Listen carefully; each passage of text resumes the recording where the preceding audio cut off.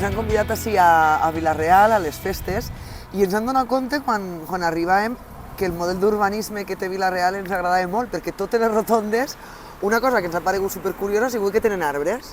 Oliveres, ficus, xops, vull dir, però tot ple d'arbres.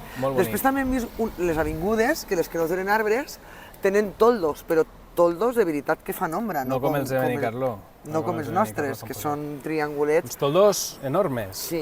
I això s'agraeix molt, perquè aquests dies de calor te trobes en que hi ha uns llocs on hi ha les temperatures molt més baixes, pots estar a una terrassa, córrer una mica l'aire, és un lloc per a que estiguen els animalets, els pardals... De fet, ho comentàvem, de dir, mira, oliveres i els pardalers mengen olives, que pareix una ova, però no ho és. A les rotondes hi ha unes oliveres espectaculars. A mi m'ha cridat molt l'atenció això, que a vegades es justifica que no podem fer coses quan vas a uns altres pobles i veus que ho estan fent i que ho estan fent bé.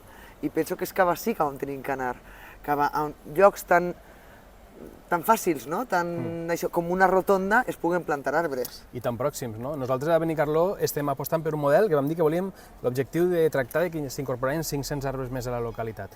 Tot l'urbanisme que s'ha fet al voltant del mercat, en els nous pàrquings, no s'ha ficat ni un sol arbre.